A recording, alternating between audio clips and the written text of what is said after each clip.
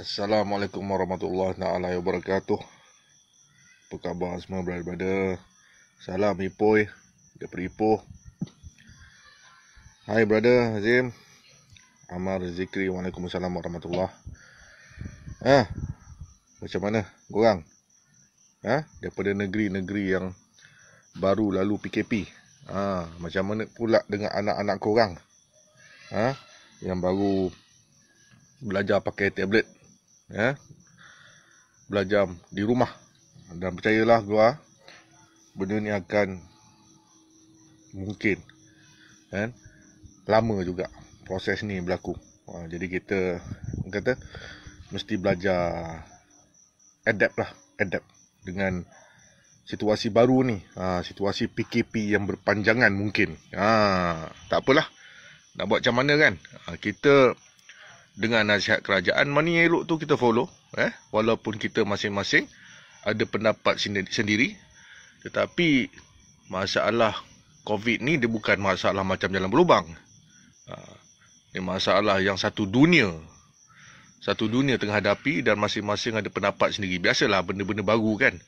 Benda-benda baru ni semua ada pendapat masing-masing, dan sebenarnya kita pun tak boleh nak salahkan orang dengan cepat kan. Ada yang kata COVID ni apa tu satu Illuminati ke kan, ataupun COVID ni satu dia sebenarnya bakteria ke, tapi melalui 5G lah, benda-benda. Banyak pendapat masing-masing. Kita tak boleh mengecam diorang juga kan, sebab kita pun tak tahu kan. Kerajaan pun tak tahu sebenarnya apa benda semua ni kan, sebenarnya kan.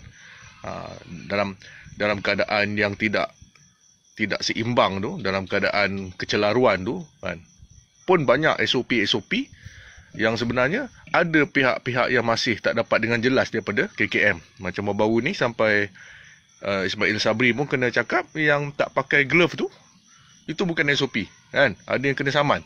Betul kan? Ada yang kena saman sebab tak pakai glove, dengarnya ceritanya. Nampak tak? Kecelaruan itu berlaku apabila benda tu baru. Kalau benda tu dah lama, semua orang faham, mungkin generasi yang akan datang akan lebih memahami situasi ini kan. So kita tak boleh nak kecam-kecam orang sangat yang mengeluarkan idea-idea yang mungkin agak pelik kan. Tapi tak apalah kan. Kita dengar saja. Benda baru kita follow je. Okey. Tujuan gua nak buat live pada malam ni adalah disebabkan oleh video yang ada viral sebelum ni, tentang yang dituduhnya pihak polis yang langgar budak 2 orang tu kan. Ada kan, tengok kan, dia kata polis terajang budak sampai tergolek. Padahal apa jadi sebenarnya? Dia lari daripada ditahan. Ditahan oleh pihak polis. Okey, jadi kepada semua budak-budak motor, ini termasuklah budak-budak mak rempit semua, terutama penunggang lah, dan juga pemandu juga, nak beritahu pemandu. Sebab gua ada pengalaman, gua bukan polis. Ramai Lando ni cakap macam polis. Apa dia tahu pasal polis? Sebab gua berlakon dalam cerita polis, dan kebanyakannya dalam episod yang panjang kan. Jadi itu pun dengan kerjasama Bukit Aman. Kemudian membuat kempen keselamatan jalan raya dengan PDRM lagi kan. Jadi gua adalah sedikit pengetahuan tentang bagaimana SOP roadblock kan, macam mana apakah akta-akta yang melibatkan yang kena tahan dan sebagainya, yang kena balingkon pun ada kan. Okey, jadi untuk korang, pengetahuan korang lah kalau ada anggota polis suruh berhentilah terutama apabila dia memakai uniform. Kalau pakai uniform nampak tubuh badan semua tu, berhentilah. Jangan ada nak lari dan sebagainya. Kalau tak pakai helmet tu, lagi patut kau berhenti. Ni orang kita ni gila kan. Dah lah tak pakai helmet, polis suruh berhenti, lagi dia lari. Kan dah kena langgar. Lepas tu tuduh yang bukan-bukan pada pihak polis. Tak boleh macam tu. Okey. Bila gua cakap terutama kepada pihak polis yang pakai uniform ni, sebab apa gua cakap macam tu? Sebab ada kalanya diorang ni tak pakai uniform. Unit mana tak pakai uniform? Ada unit tak pakai uniform contohnya dia U3K, unit kuat kuasa khas kan, ataupun squad 42. Ini unit tak pakai uniform, tapi mereka akan menunjukkan kad kuasa. Ni kena faham. Apabila ditahan oleh mana-mana individu yang tidak memakai uniform, tanya dulu. tunjukkan kad kuasa. Tak salah. Tidak salah untuk bertanya. Tak salah. Kalau anggota polis tu faham, dia akan segera menunjukkan kad kuasa. Sebab ini penting. Kita tak nak nanti ada yang kena pau dengan yang menyamar jadi pihak polis. Ada yang kena pau kan. Banyak juga yang menyamar jadi pihak polis. Jadi bagus. So, kena ingat, selain daripada anggota polis yang beruniform, ni termasuklah unit trafik yang berbaju putih, unit URB yang berbaju warna biru gelap, kan? Ada juga unit-unit lain yang tidak beruniform. Terutamanya macam yang gua cakap tadi, U3K, unit kuat kuasa khas ataupun yang dipanggil Skuad 42 dulu. U3K ni dia sebenarnya kombinasi antara JPJ dengan PDRM. Bahagian trafik. Okey, faham Okey, jadi apabila diarahkan untuk berhenti. Tanya apa masalah dan sebagainya. Dan bagi kerjasama. Jangan cuba nak bertindak kasar dan sebagainya. Tak ada masalah lah. Korang kalau kena tahan dengan polis trafik ni sebenarnya itulah. Orang kata itulah kalau kena pun 300 lah. Kalau kena pun 300. Kau tak ada rotek ke, kau tak ada lesen ke 300. Murah tu sebenarnya kan. Buat apa kau nak lari sampai orang kata sampai macam baru bunuh anak dia orang, macam baru lepas rugul orang, kan? Polis bertindak kasar apabila korang lari sebab korang dah dianggap sebagai suspek jenayah. Ini termasuklah di kawasan roadblock. Kalau nampak roadblock jangan lari, atau jangan langgar roadblock, kan? Berhenti. Tak ada benda yang kau nak risau-risau lah, kan? Saman maksimum pun 300 je. Siapa suruh buat salah? Ada duit bayar. Tak ada duit minta mak bapak. Okey? So jangan nak apa tu, pelekeh-lekehkan undang-undang yang dicipta untuk kita semua. Baik.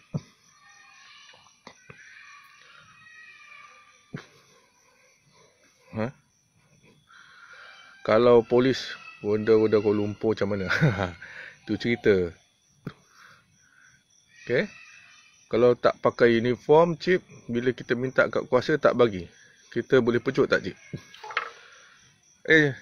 Kalau kita dah minta kad kuasa, kan? Kalau kita dah minta kad kuasa, dia tak boleh bagi kad kuasa. Ajak dia jumpa balai. Bawa dia sekali. So kalau dia menipu, memang balunkan dia dalam balai dan melokap.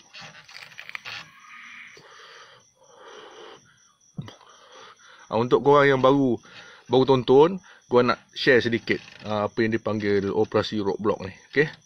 Roadblock ni sebenarnya kalau korang dah nampak roadblock, kalau korang tengah memandu atau korang tengah menunggang, kalau korang nampak papan tanda roadblock tu, sebenarnya korang dah terlepas satu unit di belakang.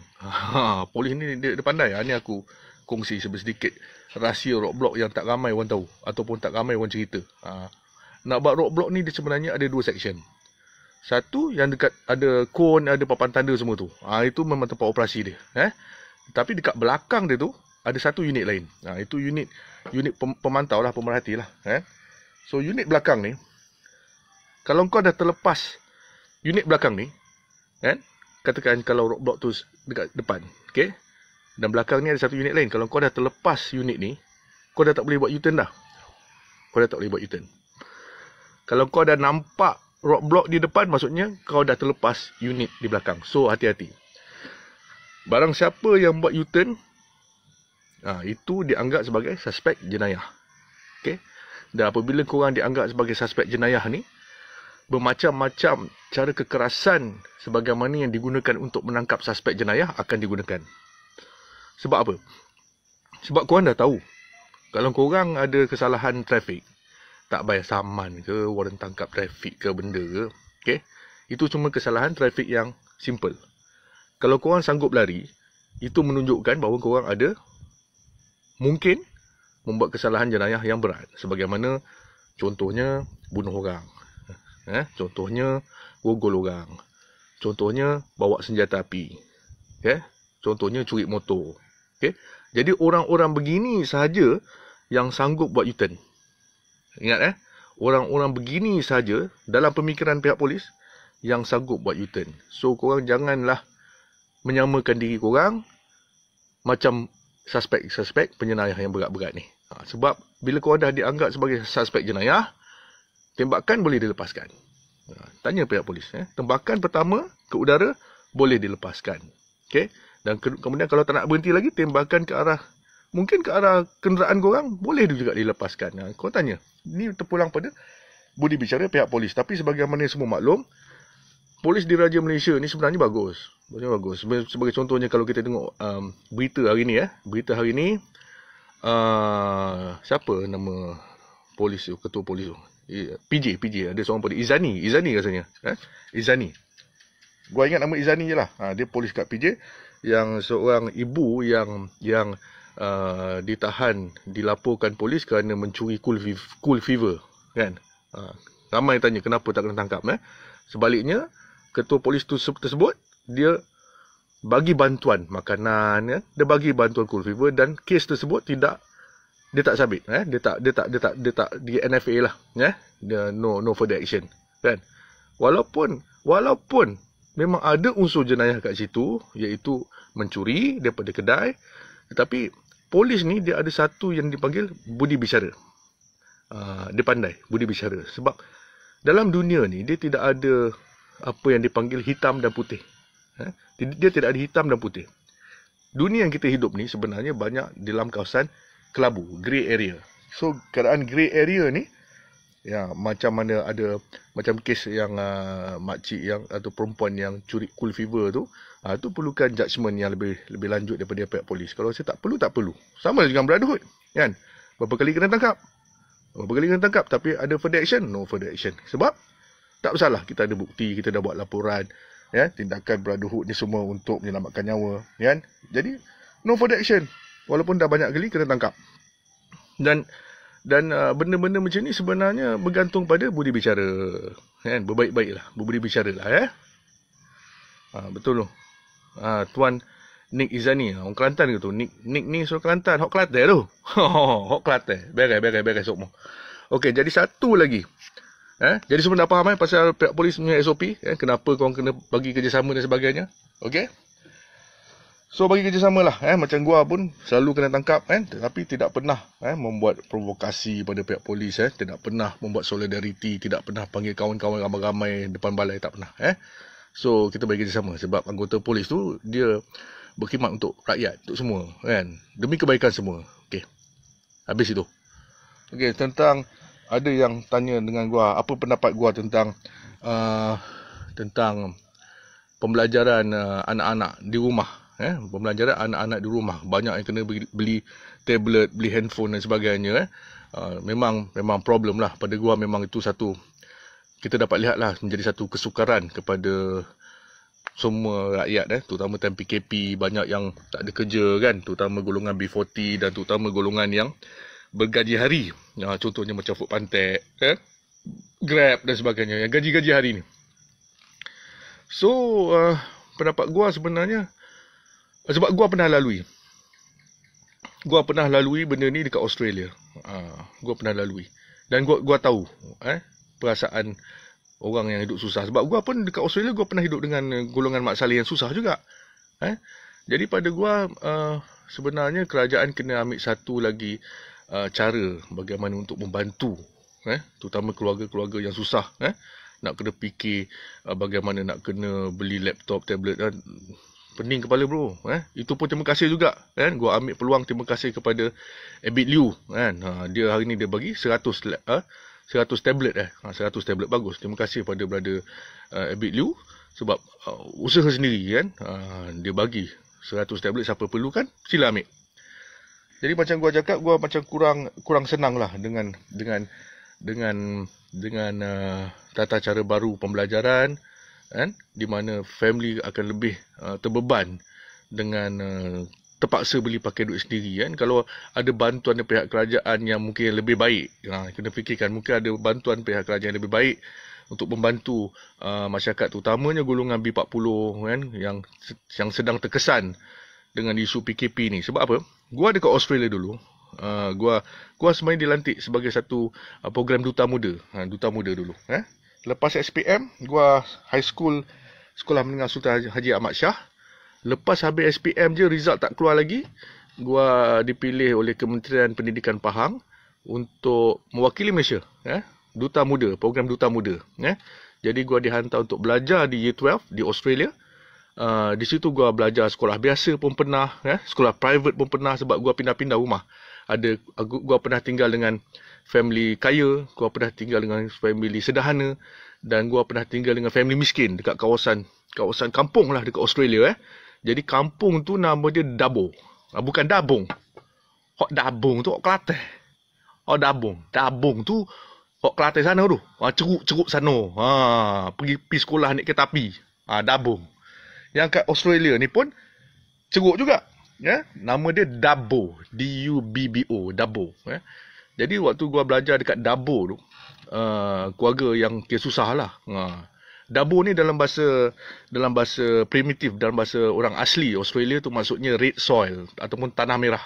Tanah merah. Dabo. So maksud dia tanah merah. Itu bahasa orang asli sana. So memang tempat tu memang gurun, banyak panas dan sebagainya. Jadi pagi gua kena tolong diorang perah susu lembu ke kan, gua basuh pinggan ke, gua kena sapu laman ke. Gua buat kerja-kerja rumah pagi. Sebab diorang Australia ni dia punya subuh dia tu pukul 4 dah cerah dah. Pukul 4 dah cerah. So bangun pukul 4 buat kerja-kerja rumah, kemudian pukul 7:30 tu gua breakfast dengan family keluarga Mak Saleh ni, dan kemudian pukul 9 macam tu, pukul 8-9 tak ingat, 8-9 gua masuk dalam satu bilik kecil lah kat rumah tu. Dia ada radio, dia ada radio high frequency HF. Kemudian gua berinteraksi dengan cikgu. Sebab dia beratus-ratus kilometer daripada sekolah yang paling hampir. Kira macam lebih kurang lah kan, Malaysia sekarang ni kena pakai tablet. Dan gua dekat sana dulu gua belajar melalui radio sebab sekolah terlalu jauh. Sekolah terlalu jauh sebab Australia ni dia ada pekan-pekan kecil-kecil dekat tengah-tengah gurun tu pun ada pekan. Jadi budak-budak sana memang tidak ketinggalan melalui pembelajaran. So mereka sediakan high frequency radio, dan ini disediakan oleh pihak kerajaan. High frequency radio ni disediakan oleh pihak kerajaan Australia untuk rakyat dia, terutama yang mempunyai anak-anak. So kalau dibandingkan kos untuk sistem yang dipanggil IDL, kalau tak salah gua, Interactive Distance Learning, ataupun sekolah ni dipanggil School of Air. School of Air, korang boleh check School of Air. Sistem sekolah di udara ni, kerajaan Australia sebenarnya dia menanggung kos yang double, 2 kali ganda daripada pembelajaran di sekolah biasa. So nampak tak bagaimana kerajaan diorang sanggup untuk mengeluarkan kos-kos ni untuk bantu orang-orang susah, orang-orang yang duduk dekat kawasan hulu-hulu, terpencil dan sebagainya. Tak payah macam dekat Dabung, hok Kelantan sana. Hok kena naik kereta api. Hok pukul 4 pagi naik kereta api. Naik bah lagi. Hok susah dah. Susah. Hok jadi kerajaan Australia ni gua nampak yang benda yang baik kita contoh. Tak kisahlah pun dia negara mana, negara western ke, negara orang Kristian ke apa-apa, tapi idea dia tu datang daripada Allah juga. Betul tak? Idea yang baik-baik untuk rakyat dia ni datang daripada Allah juga. So mana yang baik kita follow, kan? Jadi kerajaan orang bagi frekuensi radio dan sediakan cikgu, tempoh pembelajaran mungkin lebih cepat sebab gua cuma belajar dalam 7,5 jam melalui radio, dan selebihnya dengan bantuan ibu bapa. Ibu bapa akan bantu untuk ajar anak-anak ni. Ni dekat kawasan-kawasan kampung lah. Di private school lain pula, di sekolah biasa lain pula. Jadi apa yang gua mohon kepada, kalau ada orang kerajaan dengar lah, dalam situasi PKP, mak bapak banyak kerja tak ada, kan, dan kemudian terbeban dengan anak-anak yang terpaksa disediakan laptop, handphone dan sebagainya, kenapa tak follow negara Australia? Negara Australia bukan negara kaya raya pun. Betul, Australia bukan negara kaya raya macam negara-negara western yang lain. Dia negara blue collar, negara collar biru. Tak kaya, Australia tak kaya. Tapi mereka mampu untuk memikir dan menyediakan sistem yang lebih baik, terutama untuk anak-anak yang belajar, yang duduk di kawasan terpencil. Berbanding dengan Malaysia, kau sekolah, kau kena pergi sekolah.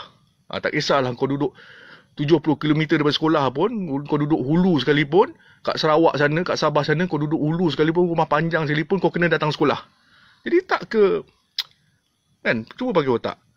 Tak ke itu membebankan keluarga dan terutama budak yang masih kecil, bapak kerja, penat kerja, anak-anak dia kena bersyukurkan diri ya seberang sungai, naik sampan. Ada sekolah-sekolah kat Sabah Sarawak, anak-anak dia kena naik sampan dengan buaya-buaya semua tu, nak semata-mata nak pergi sekolah.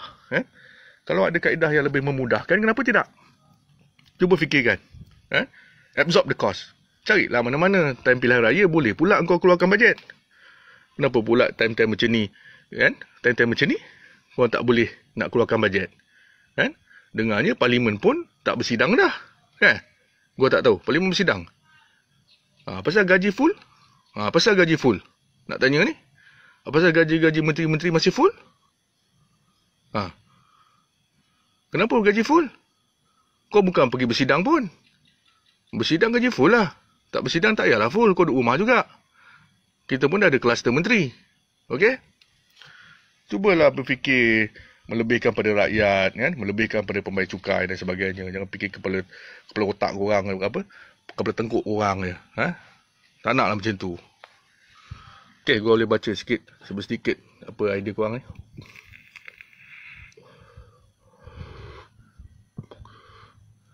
Sebab negara diorang anggap orang yang berpendidikan tu aset negara.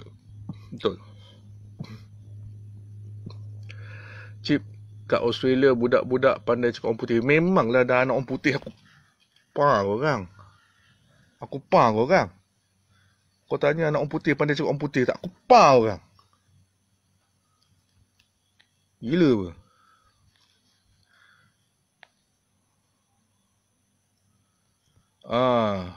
Okay, apa lagi tu? Alright. Dan kemudian satu lagi lah, sebelum gua mengundur diri, mohonlah sekali lagi, kita ni gua nak tegur sikit sebab gua ni Melayu, ada darah Melayu, kan? Ada darah Melayu, tapi gua banyak masa juga di luar negara. Pasal KWSP ni. Okay, nak cakap sikit pasal KWSP. Apa bahayanya orang kita bila mendapat kemudahan keluarkan duit KWSP ni. Gua bukan cakap jangan keluar. Gua cakap kalau korang susah, kalau korang sangat-sangat memerlukan, keluarkan duit tu. Okey? Tapi orang kita ni yang gua tahu, gua sedar banyak kena tipu apabila kemudahan KWSP ni dipermudahkan untuk orang kita. Banyak ada scam-scam yang menipu, Diorang jadi ejen orang tengah untuk pengeluaran KWSP.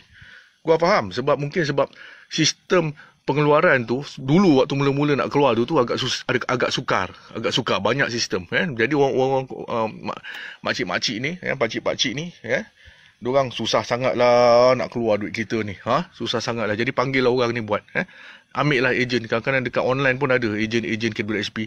Kadang-kadang ada yang menipu jadi ejen KWSP pun ada, menipu jadi KWSP pun ada. So banyak orang kita yang tertipu. Sebab apa? Orang kita menghadapi masalah untuk mendaftar dan sebagainya, sistem pengeluaran tu dulu. Sekarang ni gua tak tahu. Dulu tu susah.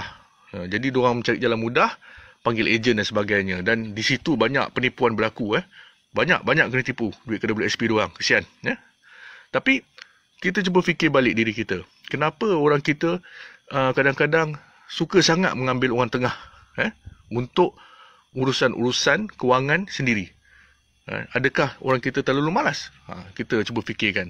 Betul? Orang kita ni kadang-kadang nak beli tiket bas pun pakai ulat. Betul tak? Ada orang kita nak beli tiket bas pun pakai ulat. Nak urusan JPJ pun pakai ulat. Sebab malas beratur. Ada orang kita yang nak pergi tour overseas pun pakai ejen yang salah. Kena tipu juga. Stranded lah kau dekat lapangan terbang. Stranded lah kau dekat bus stop. Semata-mata pakai ulat. Ataupun orang tengah. Jadi mungkin kita boleh budayakan satu sikap yang kita buat sendirilah. Kita buat sendiri. Dan kepada kerajaan juga, permudahkanlah urusan diorang ni. Kadang-kadang sebab sistem tu terlalu susah sangat. Sistem tu terlalu memeningkan kepala sangat. Itu yang menyebabkan orang-orang ni, terutama makcik-makcik ni, terpaksa menggunakan orang tengah. Sebab diorang, yalah hidup diorang pun kais pagi makan pagi. Betul tak? Sibuk cari duit. Betul tak? Ni nak fikir lagi macam mana nak keluar KWSP. Pening diorang. Kan? So tak nak pening, Itulah sampai terjebak dalam penggunaan ulat-ulat ni semua ataupun ejen-ejen yang tak bertauliah ni semua. So mohonlah rajin-rajinkan diri, belajar bersabar sikit kan. Kadang-kadang memang susah kan. Kerajaan ni sebenarnya senang. Nak collect duit kita memang senang. Time kita nak minta gitu, itu memang susah. Itu standard mana-mana kerajaan pun. Okey. Jadi mohon hati-hati kepada semua yang mengeluarkan duit KWSP tu. Bila dapat tu, gunakan yang betul-betul, untuk yang betul-betul penting je. Janganlah kau buat speed bump sampai 11. Ada Kuala Aisina, dia buat speed bump tepi rumah dia sebab bising sangat, banyak mak rempit, dia buat speed bump. Tapi bagus juga kes tu naik. Baru kita tahu speed bump cuma satu speed bump RM98 kan. Kontraktor offer, PBT offer beribu-ribu, padahal RM98 dah satu speed bump. Barulah kita tahu murahnya speed bump tu. Right? So gunakan sebaiknya kewangan tu, hati-hati. Tapi gua memang tak setuju lah. Sekali lagi gua cakap, gua tak bersetuju kenapa rakyat Malaysia terpaksa memohon dan menggunakan duit simpanan sendiri. Kalau di negara luar tu, kerajaan boleh menggunakan banyak saluran lain untuk permudahkan, untuk permudahkan urusan rakyat yang terkesan. Sebab simpanan tu untuk hari tua, bukannya untuk menghadapi COVID ni, bukan. Janganlah korang menyanjung sangat, Allah mak terima kasihlah kerajaan bagi kita keluarkan duit. Bukan. Janganlah. Itu fikiran, tak tahulah gua nak pakai fikiran apa. Sebenarnya bodoh lah tu sebenarnya. Terus terang cakap bodoh lah, sebab dia bagi kita keluarkan duit kita sendiri tu. Faham tak apa gua cakap ni? Simpanan tu sebenarnya untuk korang tu, duit korang. Kerajaan sebenarnya kena bagi satu kaedah lain untuk bantu. Sebagai contohnya dekat Singapore tak dapat kerja, diorang bagi special allowance. Kena bagi pemandu Grab diorang Singapore, yang mana tak boleh dulu waktu mula-mula diorang tak boleh bergerak, pemandu taksi tak boleh bergerak. Kerajaan Singapore bagi duit kan. Sekurang-kurangnya boleh cover sikit okey. Sekejap, baca sikit. Ada orang tanya pasal ada kes ke apa ni. Alah, lajunya korang ni. Dah tak boleh ni. Tak apa, apa inbox gua. Betul tu? Ashraf Muhammad, urusan JPJ pakai runner. Sebab pitih banyak boleh. Bukan pitih banyak boh. Ni sebab malah beratur. Malah beratur. Okey, itu saja daripada gua. Mana yang baik jadikan teladan, mana yang kurang baik jadikan sempadan. Okey. Assalamualaikum warahmatullahi taala wabarakatuh. Bagi nyip sikit. Handphone gua dah panas dah.